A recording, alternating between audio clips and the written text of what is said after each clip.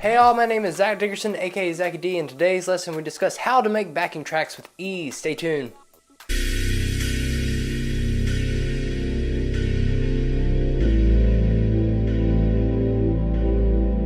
So I've had a friend, he's reached out to me and he's asked me in my unplugged setting, how do I go about using backing tracks, especially not only in an unplugged setting, but for a three-piece band that doesn't have a big orchestra of instruments. Now, I'm going to show you some of the tips that I use that I've learned from other people over the years. You're going to need a couple tools with this. Not only that, you're going to have to use a certain website as well that I will leave in the link below.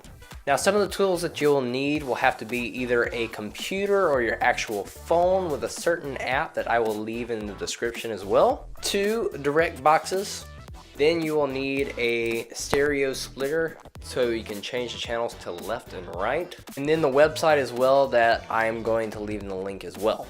So the website I'm going to be showing you is called karaoke.com. I'm not a sponsor, nor do I work for the company. This is simply a tool that I have used and other friends that have used in the past to get their tracks fast. So what karaoke.com is for us musicians is kind of like an essential place where you can customize tracks, individual songs that sound pretty close to the record, take out what you want and go from there, bounce it real quick like an MP3 and be on your way. Now, it's going to cost you some money each individual track, but that's when the band fund comes in. But it's very beneficial because your sound's going to be very good. It's very fast and easy. And you get it as an MP3 and go on your way. Now, once you get into karaoke.com, you're going to be, if you look up for a specific song, we'll say Uptown Funk. Uptown Funk's got a lot of instrumentation from horns to bass, drums and percussion, backing vocals and everything else. So if you're wanting to take out certain parts like a guitar part, if you have that, drums, but you still want to keep the horns in there, you can leave that in there and that as well. Not only that, especially for drummers, he needs to have a click.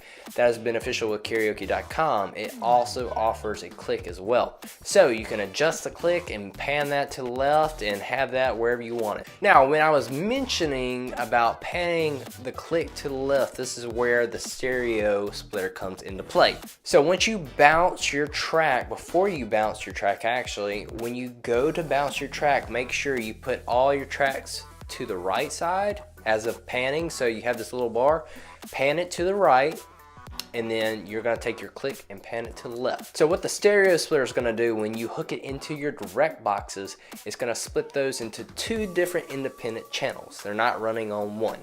So when you pan it to the left and right, you'll hear, and then when you pan it to the right, since you have them individually, they'll be one mono track, not stereo.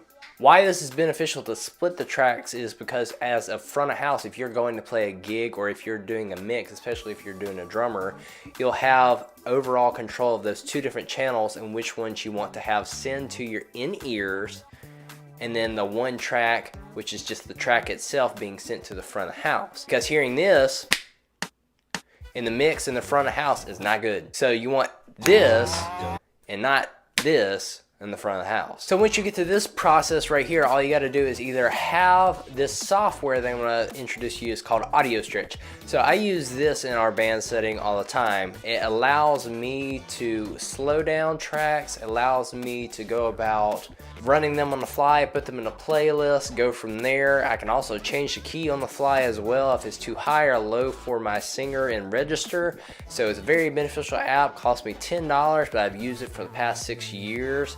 So I would suggest that to you. However, if you are using a computer, you can use Ableton or Logic or GarageBand even to trigger these tracks whenever you need them. So that is all for today. Hopefully this was beneficial to you. If you are new to the channel, please hit that subscribe button. If you like this video, give it a thumbs up. And as always, my name is Zach Dickerson, aka Zachy D, and I will see y'all later.